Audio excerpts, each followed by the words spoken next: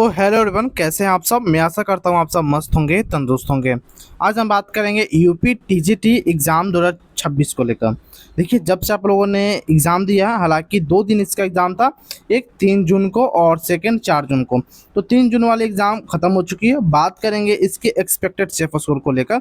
Expected cut off क्या रहेगी, safe score कितना रह सकता है, बच्चों की उपस्थिति क्या देखने को मिले, कितने बच्चे प्रेजेंट हुए, कितने बच्चों ने इस एग्ज़ाम को स्किप किया, सारी जानकारी आपको इस वीडियो में प्रोवाइड कराएंगे। तो वीडियो को शुरू से अंत तक जरूर देखिएगा और स्टेप बाय स्टेप समझने की कोशिश कीजिएगा। अगर चैनल पहले विजिट करें, चैनल को आप सब्सक्राइब कर सकते हो, बेल आइकन दबा सकते हो, क्योंकि यूपी टीजीटी से जुड़ी कोई भी जानकारी आती है, लेटेस्ट अपडेट आती है, सबसे पहले आपको इस चैनल पर देखने को मिलती है। तो चैनल को आप सब्सक्राइब कर सकते हो। फर्स्ट ऑफ ऑल बात करेंगे सबसे पहले इसके टोटल वैकेंसी को लेकर। तो टोटल इसमें मैं बात करूँ वैकेंसी डिटेल को लेकर, तो टोटल इसमें 3539 टोटल वैकेंसी निकाली गई थी। जिसमें बात किया जाए मेल के लिए, तो मेल के लिए 3213 और फीमेल की बात किया जाए तो 326 टोटल वैकेंसी निकाली गई थी फीमेल कैंडिडेट के लिए।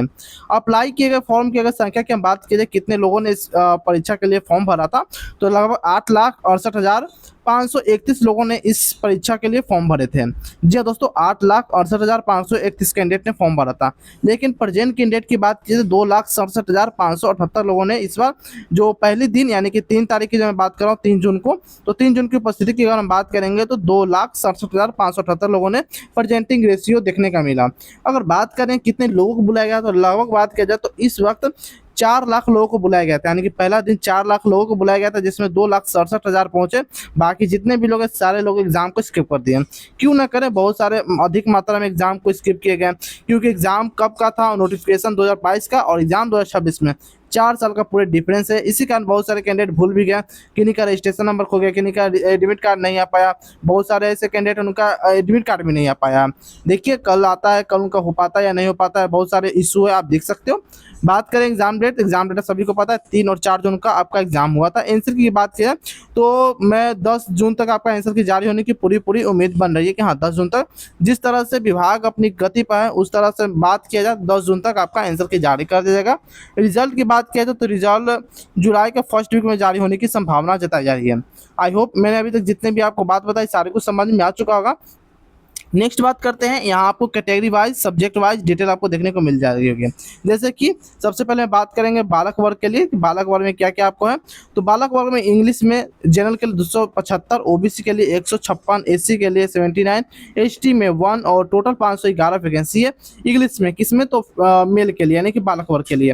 हिंदी की बात की तो 509, गणित के लिए 508, सामाजिक विज्ञान के लिए 337। हर एक सब्जेक्ट के कैटेगरी वाइज वैकेंसी आपको यहाँ प्रोवाइड करा दिया गया है, आप एक एक देख सकते हैं। वहीं बात करेंगे फीमेल कैंडिडेट वालों के लिए, तो फीमेल कैंडिडेट के लिए भी आपका सारी कुछ वैकेंसी आप प्रोवाइड कराया गया, तो वो भी आप देख सकते हैं।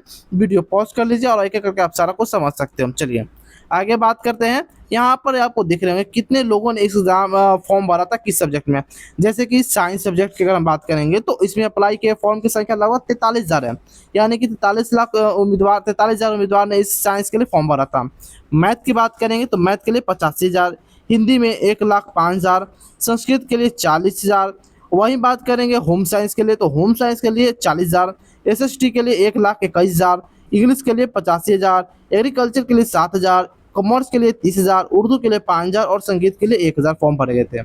वैकेंसी की बात करें तो साइंस में 541 वैकेंसी थी, मैथ में 533 वैकेंसी थी, हिंदी में 557 वैकेंसी थी, संस्कृत में 291, होम साइंस की बात किया जाए तो 179, एसएसटी में 383, इंग्लिश में बात करें तो 567, एग्रीकल्चर में 47, कॉमर्स की बात करेंगे तो 30, उर्दू 13 और संगीत 10 वैकेंसी थी।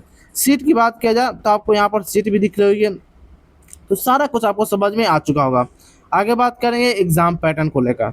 एग्जाम पैटर्न में आपको ऑफलाइन मोड में आपका एग्जाम हुआ था, जिसमें टोटल 125 क्वेश्चन पूछे गए थे।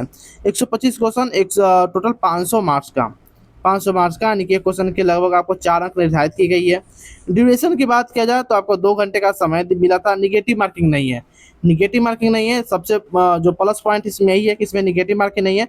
तो 125 में 125 बहुत सारे, यानी कि सभी लोग कैंडिडेट ने 125 में 125 क्वेश्चन को अटेम्प्ट करके हैं। गलत होने का कोई चांस है नहीं, क्योंकि निगेटिव मार्किंग है नहीं, तो गलत हो चाहे नहीं हो कोई फायदा है नहीं।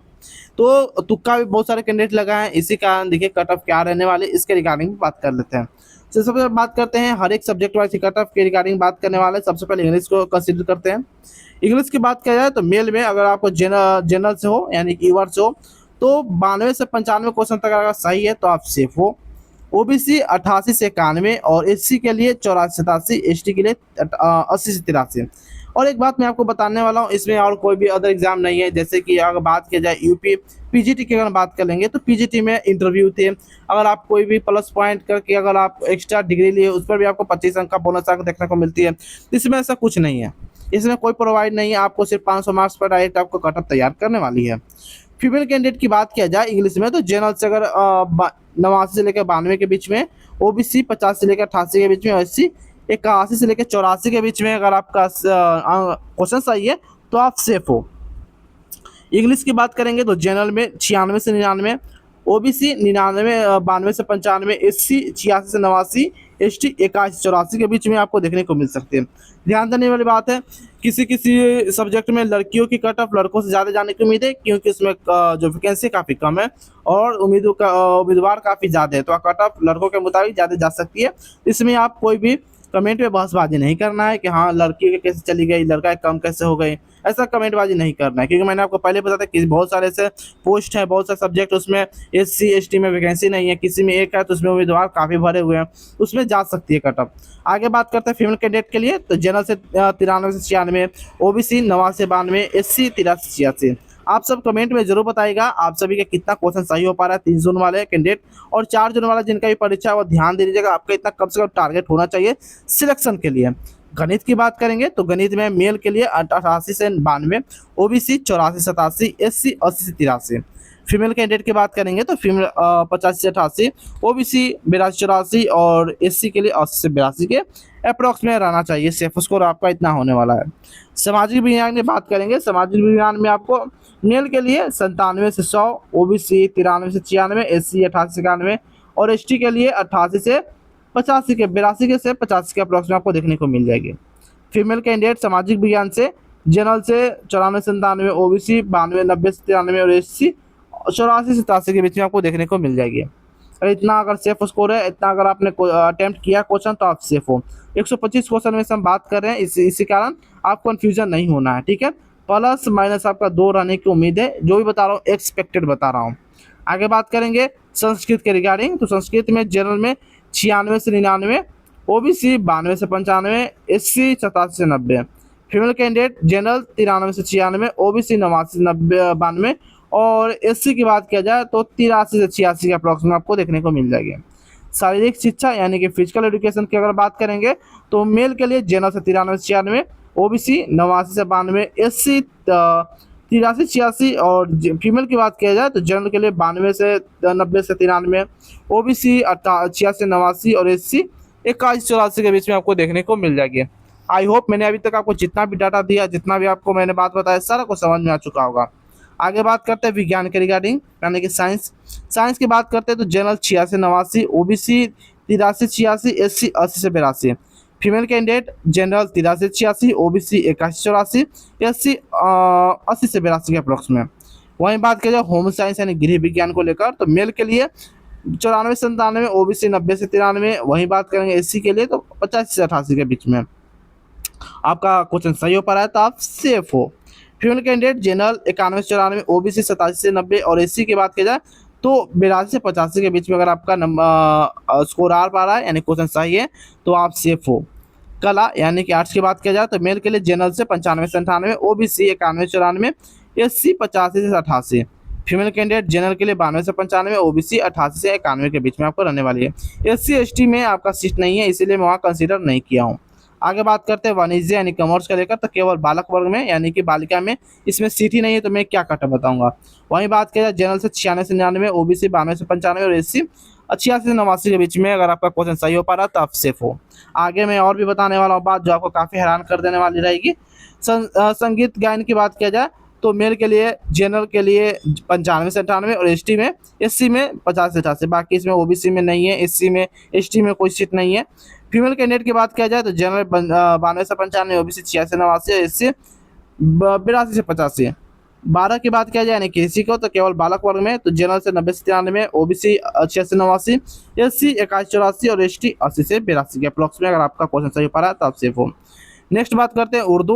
मेल के लिए जनरल से 93 से 96, ओबीसी 89 से 92, फीमेल कैंडिडेट ओबीसी 84 से 87। जनरल में कोई सीट नहीं है, एससी एसटी में कोई भी सीट किसी प्रकार का उर्दू में नहीं है फीमेल कैंडिडेट में। आगे बात करेंगे संगीत वादन को लेकर, तो मेल के लिए 94 से 97, एससी 84 से 87, और फीमेल कैंडिडेट की अगर हम बात करेंगे तो फीमेल में आपको अगर जनरल से है तो 91 से 94, ओबीसी 86 89, एससी 81 से 84 के बीच में आपको देखने को मिल जाएगी। मैंने अभी तक जितना भी आपको कटअप बताया, जितने भी सब्जेक्ट का कटअप बताया और सारा कुछ जानते हैं किस पर आधारित है। अगर पेपर लीक नहीं होता है तब, अगर पेपर लीक नहीं हुआ तो इससे ज़्यादा कट ऑफ नहीं जाएगी 110%। मैं आपको बताता हूँ, मैंने पहले इसका डिस्क्लेमर देना भूल गया। अगर पेपर लीक नहीं हुआ, पेपर लीक कहीं से किसी प्रकार धांधली नहीं हुआ, फर्जीवाड़ा नहीं हुआ, पेपर बीके नहीं है, तब तक इतना ज़्यादा कट ऑफ आपको देखने को नहीं मिलेगी, किसी भी हाल में नहीं देखने को मिलेगी। अगर पेपर लीक हो जाए तो उसके बाद कट ऑफ क्या रहेगी उसके रिगार्डिंग में बात कर लेते हैं। अगर आपका पेपर लीक हो जाता है, सपोज डेट अगर आपका पेपर लीक हो गया है तो उसके रिगार्डिंग क्या रहेगी, तो 125 में अगर आप जनरल से हो तो आपको कम से कम 124 लाना होगा, ये ओबीसी 123, एससी एसटी 122 के अप्रोक्स में आपको लेकर चलना पड़ेगा। अगर पेपर लीक होने के बाद, अगर पेपर लीक नहीं होती है तो इससे ज़्यादा किसी भी सब्जेक्ट में कट ऑफ नहीं जाएगी 110%, प्लस माइनस 1-2 की कमी या ज़्यादा देखने को मिल सकती है, इससे ज़्यादा नहीं। अगर पेपर लीक हो गया तो बस वही है, एक ही इलाज आपका है, वह है 124 125 125 में 124-23 के अप्रोक्स पे आपके कट ऑफ रहने वाली है। आप किसी भी कैटेगरी से क्यों ना हो, जनरल ओबीसी एससी एसटी किसी भी। बाकी आई के डीबी के लिए आप तैयार रहिए। अगर इतना नंबर बन रहता है तो आप डीबी के लिए तैयार है। सारा कुछ सर्टिफिकेट आप तैयार रखिएगा, एफिडेविट वगैरह तैयार रखना है। अगर किसी भी सर्टिफिकेट में स्पेलिंग मिस्टेक है तो इसके लिए एफिडेविट आप लगा सकते हो, सुधरवाने के टाइम में तो आप सुधरवा भी सकते हो। बाकी परिणाम की बात किया जाए तो आपको मैंने बता ही दिया। वही आंसर की बात किया जाए तो इस 10 जून तक आपका आंसर के भी जारी कर दिया जाएगा। बाकी रिजल्ट के रिगार्डिंग या बात किया जाए उत्तर कुंजी के रिगार्डिंग कुछ भी इन्फॉर्मेशन आएगी तो सबसे पहले आपको इस चैनल पर देखने को मिल जाएगी। तो चैनल को आप सब्सक्राइब कर सकते हो, बेल आइकन दबा सकते हो। तो फिर मिलते हैं कोई अदर इन्फॉर्मेटिव वीडियो में, तब तक के लिए जय हिंद जय भारत दोस्तों।